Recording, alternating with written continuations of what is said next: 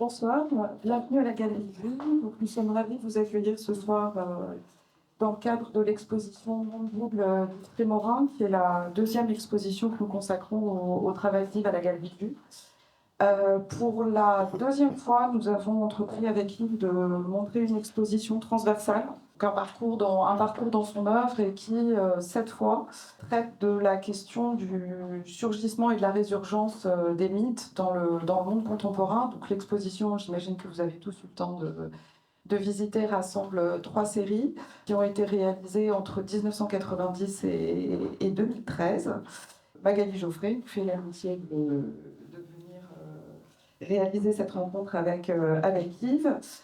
Magali et Yves ont déjà réalisé un entretien, mais cette fois dans le cadre d'un livre que vous pouvez trouver à la galerie, qui a eu lieu à l'occasion d'une résidence qu'Yves a réalisée dans le Perche, et pour laquelle il a réalisé un travail intitulé « Je te laisse le dire ».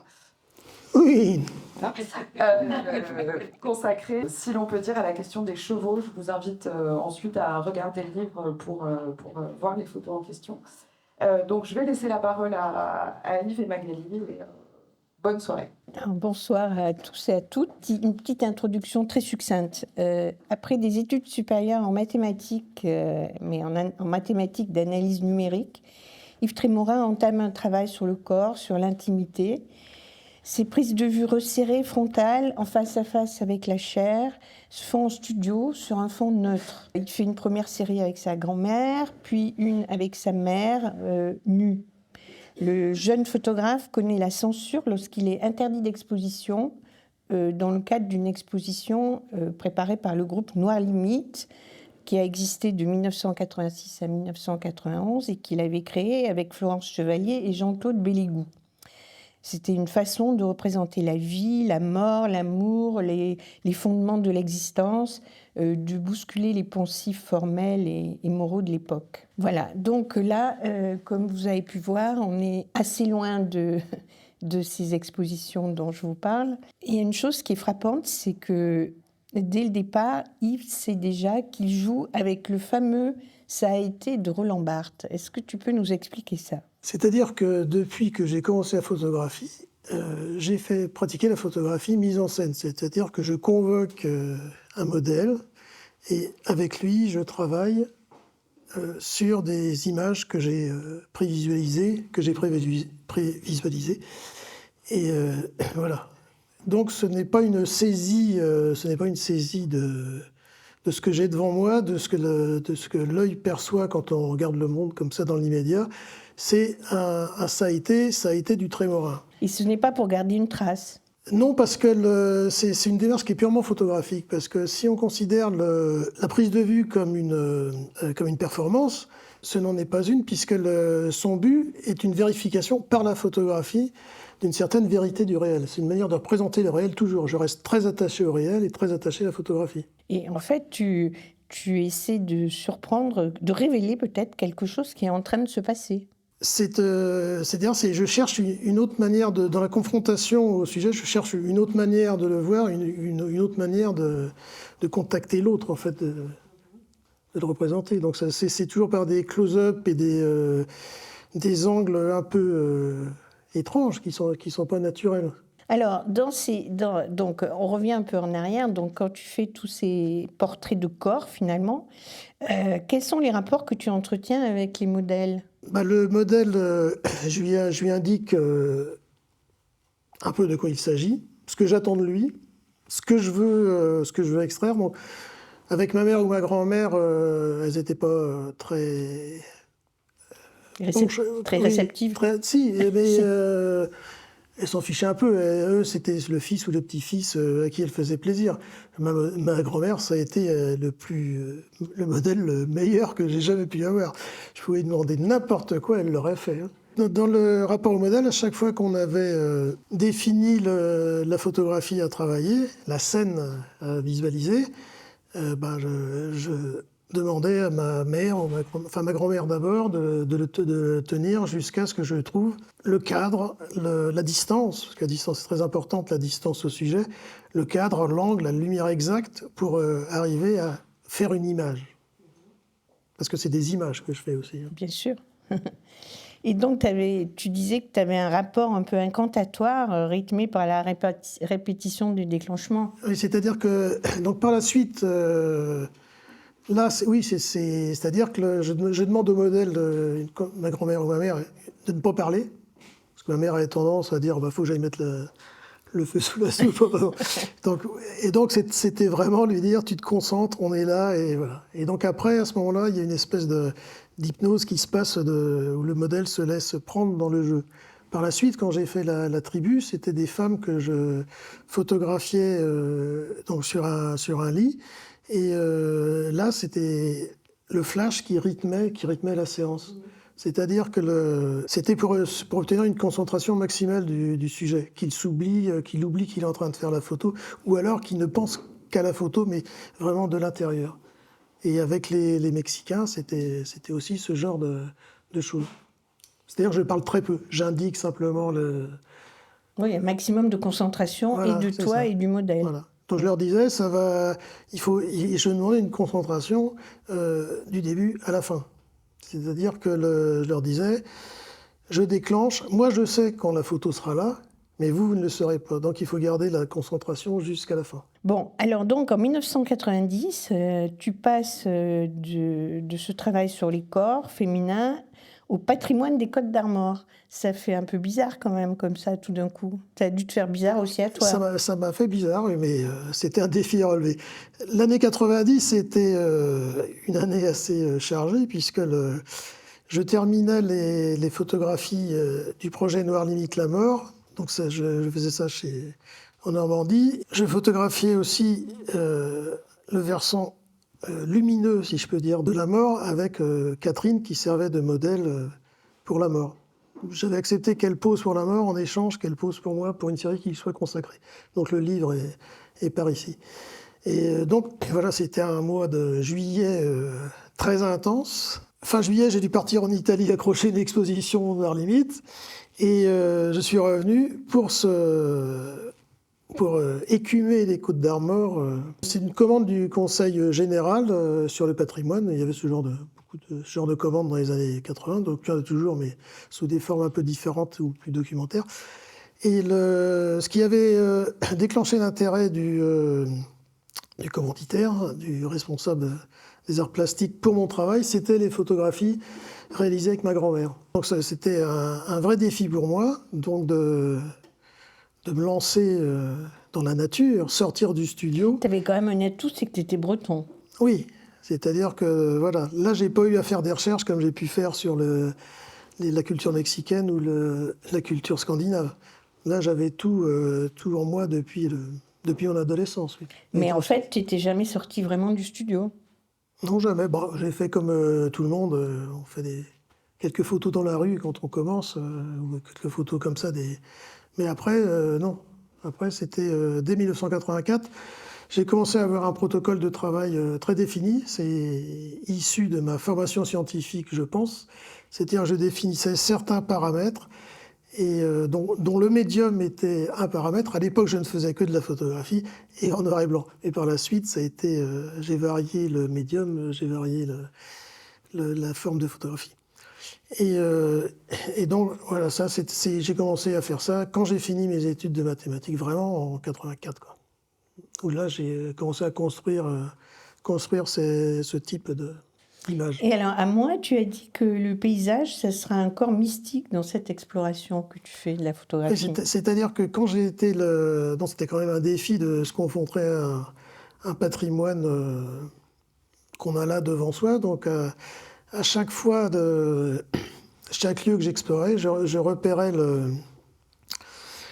la figure qui était mystique forcément, parce que qu'est-ce qu'il y a comme patrimoine? Il y a les menhirs, donc ils sont quand même des lieux de culte. Il y a les églises, il y a les gisants, et donc tout est quand même axé sur le religieux. Là, il fallait trouver une sorte d'équivalent formel avec ces sujets. Donc techniquement, c'était une confrontation quasiment en close-up, dans des lumières qui parfois, j'utilisais le flash plein jour pour dramatiser et tendre un peu le sujet. Je voulais faire des images très tendues. Et bien sûr, j'évacuais totalement tout signe du contemporain dans les photographies. Et alors, en fait, quelles sont tes influences en photographie? En photographie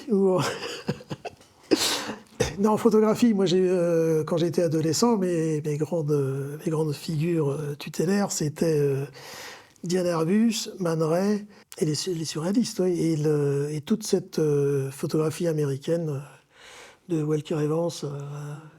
L'exposition sur la FSA au Centre Pompidou en 80 là, m'avait énormément marqué. Oui. Voilà, ça c'est mes figures. Et Bill Brandt, bien sûr. Ah oui, avec des ambiances très sombres. Voilà. Et alors, quelles sont tes influences alors en matière de mythologie? Il y avait le livre La légende de la mort chez Anatole Lebras, parce que entre les images de corps et les images des Côtes d'Armor, on retrouve aussi dans le Mexique et chez Viking, la mort a une place très importante. Bien sûr. Et on retrouve des invariants dans chacune des séries. Donc ça, c'était la grande influence. Sinon, moi, j'étais très influencé par les... ça y est, je trouve plus le mot. Edgar Allan Poe.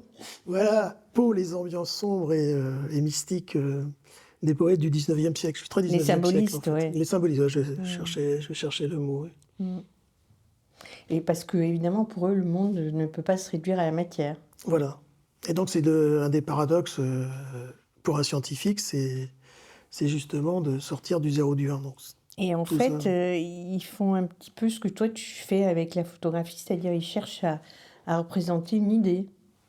Oui. Et aussi la vie intérieure de l'homme. Oui, tout à fait. C'est toujours un rapport à ce qu'on est, à l'existence. Et donc, on va le chercher dans les différents motifs que j'ai photographiés pendant toutes ces années. Quand tu parles des symbolistes, quand tu parles de tout ça, tu dis que pour toi, l'image idéale contient une chose et son contraire à la fois. Qu'est-ce que tu veux dire quand tu dis ça? C'est-à-dire qu'il peut... ce sera un peu la somptuosité du pire, quand on définit certaines de mes images. C'est-à-dire qu'il faut à la fois... ça, c'est assez complexe à définir, en fait. C'est-à-dire que si je continue année après année, Oui. c'est qu'à chaque fois, je démonte ce que je monte. Tu déconstruis. Je déconstruis et je reconstruis. Voilà. Donc pour essayer d'affiner et d'être plus précis. Alors justement, quand tu as fait le patrimoine breton, tu as fait d'autres séries entre-temps, mais quand on passe à la dérivée mexicaine, ça veut dire que la dérivée mexicaine était déjà présente à la fin du patrimoine breton? C'est-à-dire qu'il y a des similitudes entre le rapport des Mexicains à la mort et notre rapport aussi. Et de même qu'il y a certains rapports avec la religion, et il y a des saints en Bretagne qui ne sont pas validés par Rome, de même qu'au Mexique, il y a la Santa Muerte ou toutes sortes de choses comme ça. Et donc, il y avait une certaine analogie que je ressentais avec le Mexique. Et quand je suis allé aux États-Unis, c'est un monde qui m'a fasciné. Les meilleures rencontres que j'ai faites quand j'étais en Arizona ou en Californie, dans le désert, c'est des Mexicains, quoi. Et c'était les plus curieux et les plus cultivés par rapport à la géographie. Ah oui, je crois que tu as passé pas mal de temps là-bas quand même. Oui, j'ai fait en 93, j'ai fait une résidence et en 99 aussi. Donc là, en 93, c'était en Arizona et je traitais, en fin de compte, j'étais en territoire Apache. Donc là, c'était plutôt comment on survit dans un monde hostile comme ça, où il semble rien avoir, et en fin de compte, il y a une vie incroyable dans le désert. Donc là, j'ai passé 1 mois et demi dans le désert, dans les parcs surtout, parce que c'est là qu'on était directement en contact avec la nature. Sinon, pour revenir au Mexique, ensuite j'ai fait une commande pour le comité du tourisme en Bretagne. On me demandait, c'était l'année de la gastronomie, de faire des affiches et une boîte de conserve, de sardines. Donc je me dis, bon, j'ai demandé au FRAC Bretagne de s'associer au projet, puisque quand on travaille avec le privé, il vaut mieux avoir une institution derrière, sinon on se fait bouffer. Enfin, les techniques. Ton expérience. Voilà, c'est l'expérience. Et j'en reconnais d'autres qui ont des sales expériences. Bon. Et donc je m'étais dit, bon, des affiches, me sardines, tant qu'à faire, je vais faire des produits dérivés. Donc là, il y avait toute une recherche de l'image que j'ai dérivée sur des t-shirts, des assiettes, des briquets, des mugs, une nappe, etc. Et donc, il y avait ces 6 affiches et la boîte de sardines. Et donc, l'exposition était une boutique, en fait. Dans les centres d'art, je mettais une boutique avec... que j'avais un designer qui m'avait fait Les des produits meubles. dérivés avant les photos, quoi. Voilà. Et donc après, c'était les mêmes motifs. J'ai une série de motifs que je déclinais sur ces... voilà. C'est toujours le support et l'image qui m'intéressait. Et donc les affiches, elles sont tombées sous les yeux du directeur général des Alliances françaises du Mexique, qui était absolument emballé, qui a pris 60 lots des 5 affiches et qui les a dispatchés dans toutes les alliances françaises du Mexique, parce que c'est le pays au monde qui a le plus d'alliances françaises, le Mexique. Et il m'a dit, il faut que tu viennes, il faut qu'on fasse un truc Bridesmaids, il faut que tu viennes au Mexique. Bah, je dis oui, volontiers. Et voilà, comme ça, 6 mois après, je me suis retrouvé au Mexique.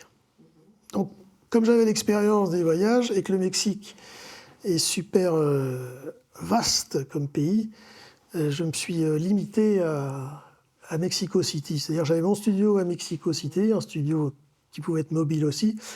Et pendant 6 mois, j'avais préparé ce que j'allais faire au Mexique. Donc quand je prépare un projet, on est 6 mois à la maison à vivre avec la culture du pays, cuisine, littérature, cinéma, etc., peinture. Voilà. Donc j'avais fait des précolombiens à Zapata et même après au Mexique contemporain. Aujourd'hui, j'avais fait toute une liste d'objets symboliques que j'ai récoltés une fois sur place et que j'ai photographiés à ma manière.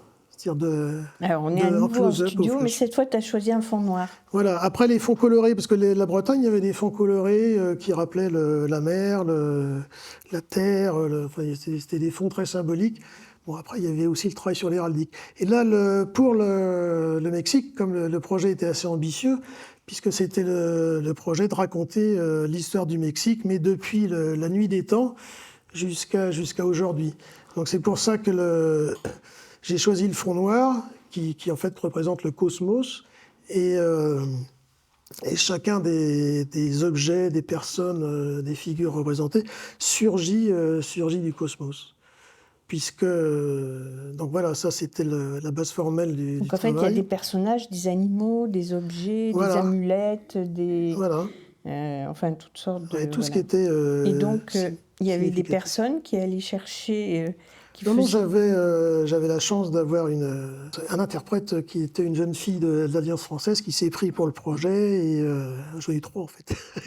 Et les 3... ont été emballés par le projet et m'emmenaient... Elle t'amenait au studio Non, le studio était sur place, mais on allait récolter les objets à ce qu'on appelle le marché aux sorcières. Donc c'est un truc, il n'y avait que des Mexicains là-bas. Et donc il y avait toutes sortes d'objets. J'ai trouvé tout ce que je voulais, de l'iguane. Qu'est-ce que j'ai acheté d'autre ? Et j'ai même trouvé des choses dont je ne connaissais pas l'existence, comme le Jesus Malverde, qui est une statue du saint patron des narcos, que les narcos, sur leur bureau ou et donc ils le vénèrent. D'ailleurs, on voit dans Breaking Bad, ceux qui ont vu la série Breaking Bad, le chef du DEA, là, quand il arrive dans son bureau au Texas, il a le Jesus Malverde sur son bureau. Et sinon, il y avait la Santa Muerte. Là, j'ai trouvé des figures de la Santa Muerte, dont une Pietà que j'ai photographiée ici, et que j'avais rapproché d'une autre figure allégorique, qui était l'allégorie des volcans au Teotihuacan, qui sont le Popocatépetl et Ixtaccíhuatl. C'est du nahuatl. D'accord. Sinon aussi, j'ai trouvé, parce que j'avais une liste assez établie, mais il y a quelques photos qui sont venues, comme le Jesus Malverde, comme le Pez del Diablo. Ça, je ne sais pas encore ce que c'est. Ça, j'ai vu au fond d'un apothicaire. Donc, je veux ça. On était un peu réticents, mais il me l'a donné quand même. Par contre, il m'a pas dit à quoi ça servait, je l'ai pas trouvé sur le net. Donc ça, C'est vrai que c'est t'es pas voilà. superstitieux. Non, non. Mais justement, je travaille sur la superstition. Ben oui, On en oui. reparlera tout à l'heure. Et l'autre, c'est cette fleur incroyable, là, sur un marché, c'est une vieille indienne qui vendait la fleur. Et donc, elle parlait pas espagnol et elle voulait pas de pesos. Donc, c'est un peu compliqué. Donc, il a fallu qu'une autre indienne traduise, et puis on arrive. Je suis reparti avec ma fleur. Et alors, après, pour l'ensemble celtique, alors comment tu t'y es pris, là? Pour les Côtes d'Armor. Les Côtes d'Armor, c'était un peu. J'avais le guide bleu, que je recommande. Je ne sais pas si ça existe encore. Il n'y a pas une seule illustration, mais il y a un recensement de tout le patrimoine qui est incroyable. Donc j'arrivais à trouver des fois, il fallait que j'aille, et certains menhirs, il fallait que j'aille les débusquer à quatre pattes au fond d'un champ, parce que les agriculteurs détestent qu'on souligne le patrimoine de leur champ, ça les empêche de cultiver, il n'y aurait qu'eux, ils raseraient tout, quoi. Enfin bon, je ne veux pas critiquer les Bretons, hein, c'est pas les agriculteurs, mais ils n'étaient pas très accueillants pour ça. Et donc, avec ce guide, j'ai parcouru la Bretagne et j'ai pris territoire par territoire. Donc j'ai recueilli ici Saint-Yves, ici le Menhir. J'ai beaucoup travaillé sur les pierres. Ici l'abbaye de Beaurepos.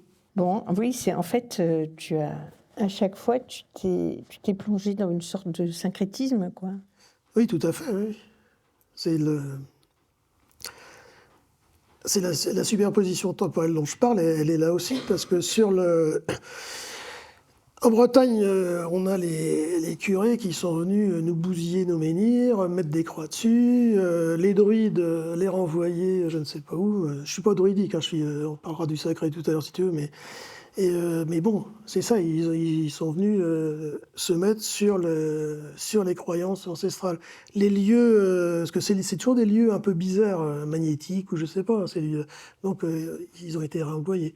Au Mexique, c'est un peu c'est la même chose. Quand ils sont arrivés, l'Église, oui, les Espagnols, les conquistadors, ils ont, dans un premier temps, ils ont rasé tous les lieux de culte aztèques. Ils ont brûlé les codex mayas, donc ça, il en reste 3. Ça, c'est vraiment la chose la plus horrible qu'ils ont pu faire. Ils ont détruit un nombre de statuettes précolombiennes dont on n'en a pas fait l'inventaire, puis ils les ont détruites.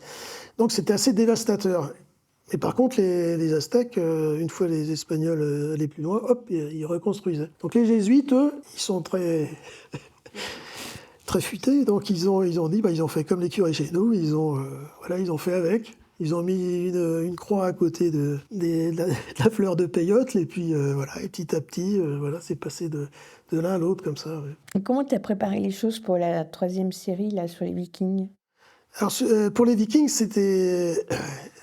à chaque fois, donc, pour les Côtes d'Armor, j'avais un territoire de défini et j'avais une mission à remplir, c'est de tenir compte du patrimoine. Pour la dérive mexicaine, j'avais une carte blanche absolue, donc je faisais ce que je voulais. Donc j'ai même surpris, je crois qu'il a été surpris par l'ampleur du rendu, parce qu'en 1 mois et demi, j'ai fait toutes ces images qu'on fait des livres, des expositions, et que je montre encore aujourd'hui. Pour les Vikings, c'était un autre type de commande, en fait. C'est le pôle image Normandie, qui était à Rouen, avec Didier Mouchel, qui était un personnage sympathique. Je dis qui était parce qu'on l'a perdu il y a quelque temps. Et qui avait envie de travailler avec moi. Et donc moi, comme j'aimais beaucoup cette personne, je me disais, ouais, ce serait bien travailler, faire un truc en Normandie. Et là, il y a la Seine. Et ben voilà. Et lui, il y avait tout ce côté photographie documentaire quand même dans le pôle image. Et donc moi, le documentaire, c'est pas vraiment mon terrain de jeu. J'ai eu un éclair, c'est quand je me suis souvenu du film Les Vikings, de Richard Fleischer. C'est un film, ça commence, donc il y a la Paramount, c'est la Paramount, hein. Il y a le sigle de la Paramount, et la première image, c'est le Fort Lalatte.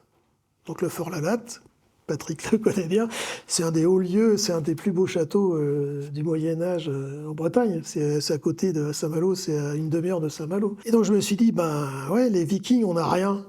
ils sont allés conquérir Paris, ils ont pris Paris, ils ont remonté la Seine, ils sont venus jusque sur la Rance, et on n'a rien. Donc je me suis dit, comme Hollywood nous raconte les Vikings à travers son vocabulaire, moi je vais raconter les Vikings à travers le mien. J'ai proposé ça à Didier, je me dis, tu veux la Normandie, moi je vais photographier la Seine, mais vue par un Viking. C'est-à-dire qu'à chaque fois j'interroge le lieu et la personne qui peut très bien correspondre à un autre temps, aux Vikings, etc. Il y a aussi des références à la peinture, parce que le nombre de peintres qui ont fait la Seine... Et alors, donc, là, on est dans la salle des Vikings, mais qu'est-ce qui permet de rassembler ces 3 séries? Chaque image, c'est un monde. Si je fais un ensemble, ça change, ça complète, ça permet d'avoir une interprétation encore plus diversifiée de l'image. Donc si après, on s'amuse à choisir quelques images significatives de chaque série qui répondent à d'images d'autres séries, il y a encore un nouvel enrichissement qui arrive, je pense. Et donc c'est dans ce but-là, plutôt que de répéter, de remontrer la série dans son intégralité, de prendre des extraits de chacune et les faire jouer ensemble. Il me semble aussi qu'il y a une chose très importante dans le rassemblement de ces 3 séries, c'est le fait que le temps n'est pas linéaire, qu'il y a un parti pris de passer d'une époque à une autre, quoi. Oui, tout à fait, oui. Parce que quand je fais ces portraits de femmes là-bas, je dis portrait, mais oui, on peut dire que c'est dans le style du portrait. Donc ce sont des femmes contemporaines, mais à qui je demande de prendre des poses issues de la statuaire précolombienne. Et à travers ça, elles invoquent donc soit un personnage mythologique, soit un dieu, soit une déesse comme Xylonène ou la déesse de la fécondité des excréments, là, qui est en train d'accoucher ou de faire ses besoins dans la salle du fond. Et donc c'est comme ça que j'introduis. Et donc ça nous fait 2 temporalités. Et et en fin de compte, quand on voit ces photographies, quand je fais la photographie, à la fois le modèle est cette figure, j'appelle ça un phénomène de figure, qui est donné par la photographie, qui arrive par la photographie, et elle est à la fois elle-même, elle est plus à la fois elle-même que si j'avais fait son portrait classique. Mmh. Voilà. Et donc, dans une autre temporalité, il y a encore une figure, parce qu'il y a Diego Rivera, qui s'est amusé dans les années, parce qu'il a une collection d'art précolombien incroyable, il a son musée là-bas et c'est magnifique. Et il s'est amusé à se faire photographier avec des poses issues de la statue aussi. Et donc il y a une photo où j'ai repris l'image de... Voilà, ça fait un autre temps supplémentaire, donc il y a toutes sortes comme ça. Et en plus, ça montre bien, la superposition des temporalités montre la continuité de tes préoccupations, quoi, de ce qui t'intéresse. Que signifie le titre de l'exposition Monde double? Monde double, c'est... donc je l'ai déjà dit, je suis un scientifique. Donc je suis allé au Mexique. Le scientifique, il représente le monde, il donne une interprétation du monde avec des 0 et des 1. Les peuples premiers, qu'est-ce qu'ils faisaient? Ils regardaient le cosmos, ils regardaient les étoiles, ils regardaient les animaux, et après ils racontaient des histoires qui étaient une vision du monde, une explication du monde par eux. Et donc c'est un peu ces 2 mondes, du mien qui est scientifique et de celui des analogiques. Mais analogique non pas par le procédé, mais par l'analogie animale et mythe. Tu disais aussi que Monde double, ça renvoie à un titre de Régis Boyer, qui est un grand spécialiste des Vikings. Parce qu'à chaque fois que je me documente beaucoup sur les cultures, comme j'ai déjà dit, et j'ai toujours un mentor, une figure qui m'accompagne un peu. Au Mexique, c'était Octavio Paz, par exemple. surréaliste, etc. Et il y avait tout aussi les autres. Et il y avait un des gros ouvrages du Mexique, c'est le récit de la conquête de Cortés par un de ses lieutenants. Ça, c'est vraiment extraordinaire. On comprend tout. Pour les Vikings, eh bien, c'était le grand spécialiste, c'est Régis Boyer, parce que j'ai lu, comme il n'y a rien sur les Vikings, j'ai lu toutes les sagas. Donc les sagas, je ne sais pas si vous avez lu une saga, vous avez intérêt à voir les notes, parce que c'est une suite d'énumération de noms, donc en plus qui se ressemblent tous, mais avec des qualificatifs différents, mais le fils de machin. Mais bon, on voit quand même, on comprend un peu toute cette manière de fonctionner qui est très différente de la nôtre. Bon, c'était une société assez riche, en fait. Il y avait le ring, c'est-à-dire il y avait les assemblées où on discutait, on se rassemblait, on discutait. Mais bon, une fois qu'on avait raison, on avait intérêt à avoir ses gardes derrière pour se faire exprimer son droit. Bon, il y a plein de choses comme ça, je ne vais pas faire une description de la vie des Vikings. Et alors, dans les superpositions aussi des temps, il y a que... Moi, une de mes bases, donc il y avait les sagas islandaises, mais il y avait aussi l'Edda poétique. C'est celle qui est postérieure à l'ère des Vikings, hein, et c'est celle qui retrace toute la mythologie des Vikings. Et cet Edda poétique, ça a été écrit par un moine. Donc 200 ans après, il me semble, après les Vikings. Les Vikings, ça a été une période très brève, hein, 700, 800, 600... oui, enfin bon. Et donc ce prêtre, c'était vraiment, comme il n'y avait pas de traces, il y avait les runes, comme ici on a une rune. Et là, c'est encore des noms et des faits. C'est très, très factuel. Et c'est tout ce qu'on avait. Et donc là, il a rassemblé, je sais pas, de la tradition orale qui se perpétuait, toutes ces légendes et ces mythes. Il en a fait l'Edda. Mais bon, comme c'était un catholique, on peut soupçonner des fois d'avoir eu des interprétations un peu tordues. Comme l'histoire de Thor en marié, c'est pour ça que... Oui, raconte-nous ça, l'histoire de Thor en marié. L'histoire de Thor en marié, il y a une gravure du 19e siècle qui représente ça, Thor, machin, ses robes. La virilité incarnée. Voilà, et donc les Vikings ne supportaient pas très bien l'homosexualité. Hein. Et donc mettre Thor en un dieu en robe de mariée. C'était vraiment quelque chose qui était un truc de curé. Quoi. Un blasphème. Ouais. Et donc c'est une histoire avec Loki qui est son espèce de demi-frère, qui est la personnalité un peu transformiste et malveillante à la fois des As, qui sont les dieux Thor, Odin, etc. Mais à la fois c'est celui qui les fout dans le pétrin, mais qui leur en sort.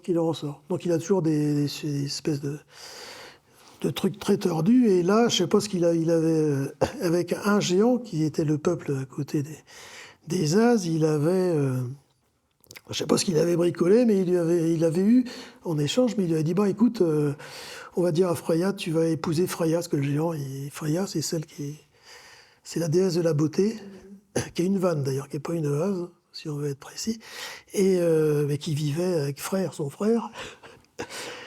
D'ailleurs, on ne sait pas si c'est pas les mêmes, des espèces de jumeaux androgynes. Attends, j'ai oublié un truc, pardon.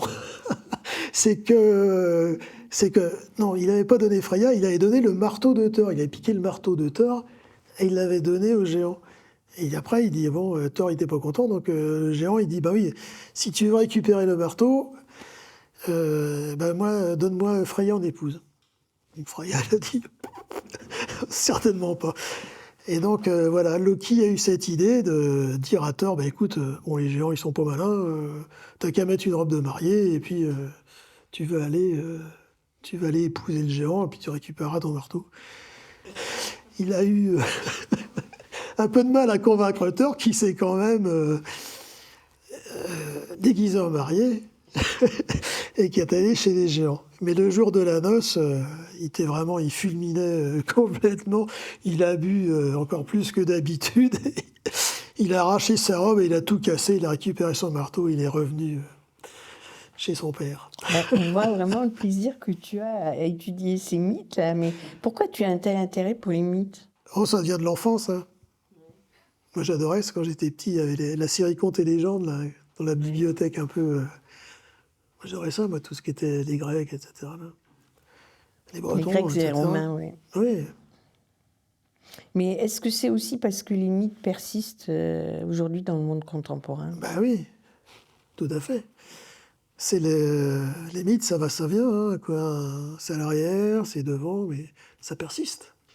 Ça persiste. Tu racontais que ta grand-mère... Oui, oui, c'était le.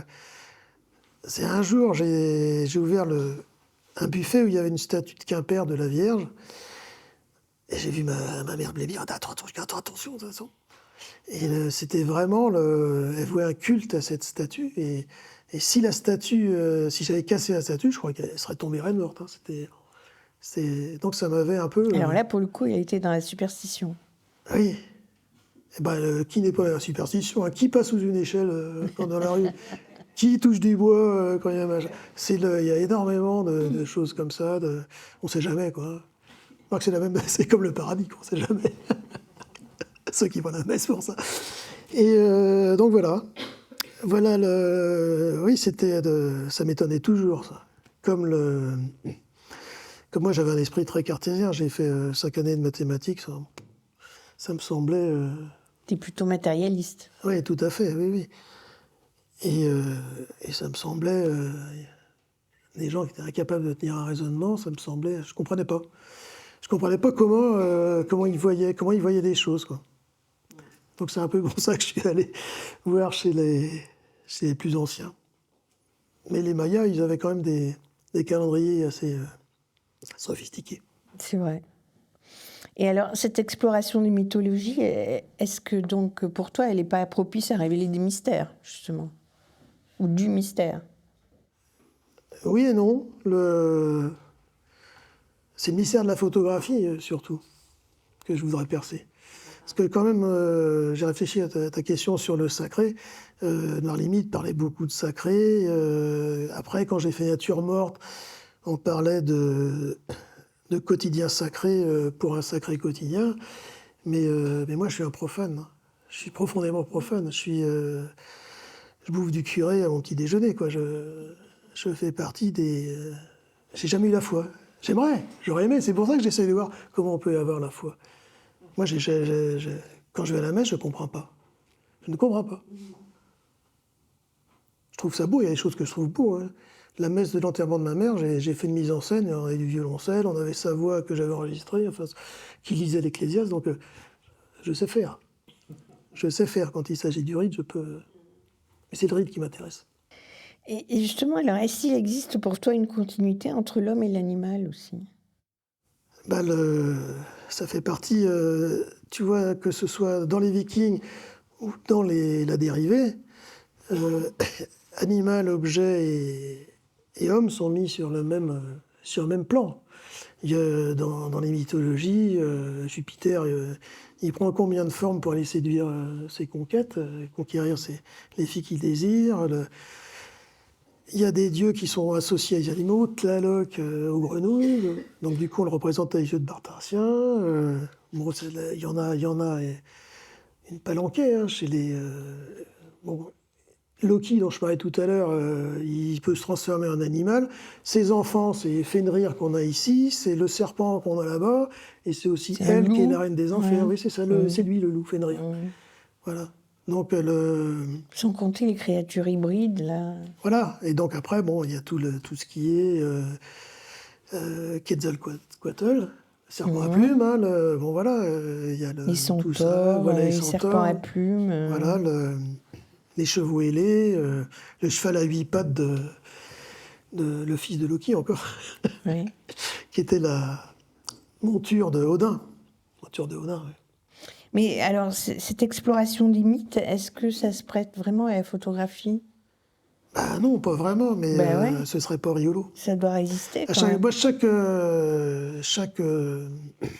ensemble que je mets en chantier, c'est un défi. C'est d'une fois ne pas me répéter, tout en restant cohérent. Mais voilà, c'est des choses qui ne sont pas a priori. C'est la représentation qui m'intéresse. Moi, que peut la photographie, et c'est pousser la photographie, quoi. Tu es quand même inspiré de certaines imageries, quoi.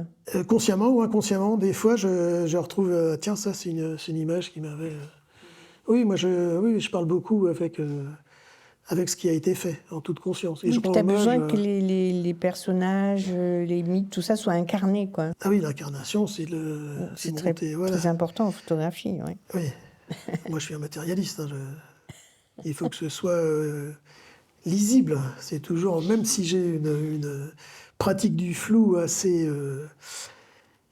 conséquente, c'est toujours par rapport à un point net. Et c'est toujours une histoire d'évanouissement de la forme vers le fond ou un surgissement. J'ai besoin que l'image, qu'on y voit. J'ai un peu, quand je travaillais sur la série La Tribu, par exemple, c'était un peu comme un gynécologue avec une lampe sur le front, quoi. C'est-à-dire que j'allais voir, j'allais détailler, j'allais essayer de voir ce que j'avais devant moi. C'est impressionnant. Alors, qu'est-ce qui reste aujourd'hui alors des puissances symboliques? Par exemple, tu dis que les Mayas, ils sont toujours là. Ah bah oui, c'est ça, oui, pardon, je cherchais parce que j'avais élaboré une réponse et ça. Oui, oui, quand je suis allé au Guatemala, donc là encore, j'ai fait un livre. On parlait de récits des Vikings, mais le travail au Guatemala, c'était un livre. C'est-à-dire, j'étais un œil. Les Vikings, c'était la remontée de la Seine. Les Mayas dans Villarreal, Centro de América, qui est le livre qui est paru au Guatemala, avec les expositions qui vont avec. Et donc, c'était oui, on part des puissances symboliques. Là, on voit le rapport de l'homme à l'animal, puisque les Mayas avaient un double animal. À l'adolescence, on déterminait, si on avait la chance d'avoir la révélation, quel était l'animal qui était mon double. Donc, par exemple, là, moi, j'ai fait une avec Michelangelo Asturias. Oui. Là, que c'était mon mentor, j'ai à chaque fois un mentor. Et donc, je l'avais associé avec un chien blanc des montagnes. Là. Et donc, tout ça pour dire que le dernier chapitre de ce livre, ça s'appelle Le rire des Mayas. C'est-à-dire que dans ce périple, où je confrontais là la disparition de la pyramide pour l'élévation du parallélépipède de l'argent, c'est-à-dire que une pyramide, c'est convivial. Même s'il y a un sommet, il y a quand même une circulation. Alors que le libéralisme, par toute la défiguration des villes guatémaltèques, c'est l'élévation du building. Voilà. Et donc, malgré tout, il y a quand même, malgré le génocide, parce qu'il y a eu des génocides des Mayas, ils sont là. Et c'est pour ça que la dernière, ça s'appelle Le rire des Mayas. Et là, il faut reconnaître aux jésuites, d'ailleurs, cette fois-ci, qu'ils sont très, très soucieux des Mayas. Ah oui. Ouais. Et ils travaillent un peu ensemble. Et par contre, ce qui est extrêmement néfaste, c'est les évangélistes. Parce qu'au niveau ce que les Mayas, ils ont besoin pour leur église, qui sont des églises, bon, je parlais de superposition tout à l'heure, c'est des églises qui sont un peu aussi parallèles, avec des saints qu'ils ont chez eux, etc. Moi, je suis allé chez le président de l'église, là, et donc chez lui, il y avait des statues du XVIIe dans tout son truc. Et ça, il dit, ça se balade de président à président. Tout ça pour dire qu'ils sont là. Et donc, je parlais des évangélistes, ouais, c'est ça. Et donc, eux, qui étaient plutôt très, très proches du peuple, il y avait d'autres églises qui étaient évangélistes et qui ramassaient du pognon comme ils ramassent. C'est un fléau en Amérique centrale, les évangélistes, comme ça l'est aux États-Unis. Hein. Mais c'est incroyable. Pour dire, moi, il y avait un de mes guides, là, son copain qui était dentiste, il voit, 3 ans après, il voit dans une BMW noire, super sapé en Gucci et compagnie, mais alors, ça rapporte d'être dentiste. Oh non, non, j'ai arrêté maintenant, je suis évangéliste. Est-ce que c'est toujours le même protocole quand tu prépares ces 3 expositions-là? Est-ce que c'est aussi une exposition de signes? Ben oui, parce que pour la dérivée, par exemple, ce qui est le plus net, c'est que toutes les photos sont au même format. Mmh.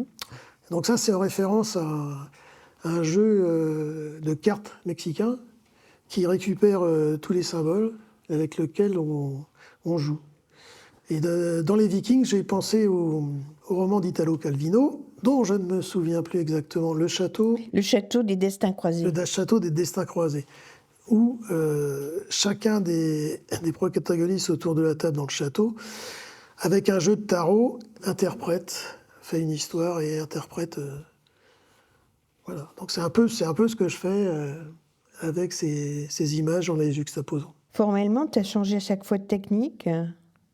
Oui, Noir parce et que blanc, couleur au flash en studio, couleur moyen format extérieur. Mais il y a toujours ces signes que tu isoles et que tu révèles en quelque sorte. oui, parce que c'est ce que je disais tout à l'heure, j'essaye de me déplacer. À chaque fois, c'est constant un déplacement, mais c'est toujours pour faire surgir la même chose. Oui, ce que je te demandais, c'est est-ce que tu fabriquais à chaque fois un grand récit? Non, pas toujours, hein, on peut pas, la dérivée, c'est pas un récit. On traite pas ça comme un récit. Par contre, dans le voyage, là, il y a cette idée de récit, et un peu dans les Vikings aussi. Puisque c'est référence dans le livre qui ne s'est pas fait, puisque justement Didier Mouchel avait perdu tous ses crédits pour la galerie d'exposition, donc c'était assez compliqué. Et les Vikings, la première fois que je les ai montrés, c'est à Guatemala City, en extrait face aux Mexicains déjà. Et donc j'avais prévu, oui, un rapport avec les scientifiques, dont Alice Boyer qui est aussi mort depuis. Mais il y a aussi, si on parle tu me parlais des commandes, et il y a une chose que je n'ai pas spécifiée, c'est la validation du travail, que ce soit pas simplement un délire de gamin qui s'amène comme un colon. Donc au Mexique, j'ai présenté à beaucoup de Mexicains, et donc là, j'ai eu des retours voilà, très précis. Mais comme je disais, les indigènes connaissent bien les précolombiens, mais les Mexicains connaissent bien aussi tous ces mythes et tous ces symboles. Et j'ai même fait une conférence au Honduras. Quand j'ai montré le Mexique, il y avait quelques noms de divinités qui m'échappaient, et il y avait là la directrice du musée qui était une Mexicaine et qui complétait directement le truc. Voilà, donc ça valide un peu, Ah bah et oui, voilà, on n'a pas ouais, l'impression. c'est légitime. Pour les Vikings, j'ai été voir les spécialistes, parce qu'à Caen, il y a beaucoup de spécialistes vikings, je ne me souviens plus de son nom, et donc pareil, qui a reconnu toute l'histoire dedans, et les Norvégiens, c'est via les Baléares, puisqu'il y a Patricia Asbeck qui tient le centre qui est sur la côte des Baléares. C'est un centre d'art privé qui montre plutôt de la peinture abstraite d'ailleurs. Et donc comme j'avais fait une exposition là-bas de collective, j'étais allé la voir en passant aux Baléares. Pareil, on est resté 2 heures et demie à parler des Vikings. Elle était absolument ravie de ce coup d'œil d'un extérieur. Au Guatemala, le texte de l'écrivain qui a écrit dans le livre, Yves Trémara me permet de voir le Guatemala tel qu'il est et tel que je ne l'avais jamais vraiment vu. Donc vraiment, j'étais Ah oui, un peu, oui, là t'es un peu content. soulagé. Ouais. Comment ces ensembles ils passent de toi qui es mathématicien, donc de la science, à l'art contemporain? Parce que je me suis défini comme artiste contemporain dès la fin de mes études. Et donc ce que je fais, c'est de l'art. C'est un peu la définition de l'artiste. Bon. Mais sinon, j'ai jamais eu de problème. J'ai jamais eu de problème à me faire reconnaître par mes pairs. J'ai beaucoup plus fréquenté des artistes plasticiens ou conceptuels, et avec qui je m'entendais très bien et qui me reconnaissaient comme un artiste. J'ai été adoubé par mes pairs, si on veut, et par la critique, parce qu'on ne peut pas dire que j'ai été mis de côté. Tu dis que ce que tu aimes dans la photographie, c'est de voir le monde transformé par une optique et le côté technique, froid de l'instrument. Ah oui, moi j'aime ça. Je suis tout ce monde technologique, moi j'adore. Je ne dessine pas. Je n'ai aucun complexe avec la peinture. Par contre, la photographie, moi, c'est un truc qui me... Depuis que je suis petit, hein, j'avais un album du Maroc de mon père. Je passais mon temps à faire des photos sans pellicule avec son vieil appareil à souffler. Là. Donc, dès 10-12 ans, j'ai commencé à faire des photos de photoclub et compagnie. Je travaillais avec Monique dès 17 ans. Et donc voilà. En fin de compte, à 17 ans, je savais que j'allais devenir artiste. Pas photographe, artiste. Oui, oui, on a bien compris. Et même art contemporain. Oui, donc d'ailleurs, on m'a traité de traître au noir et blanc quand je suis passé à la couleur, et je suis passé chez les plasticiens, puisque ces petits mondes et ces chapelles, donc avec leurs limites, on est très, très au-dessus de ça. Ouais. Mais on respecte tout à fait Moi, j'aime la photographie, hein, de toutes sortes, mais celle que je pratique, c'est celle que je viens de définir, que j'ai essayé de définir ce soir. Bon, si certains n'ont pas vu l'exposition, je vous invite quand même à aller jusqu'au bout.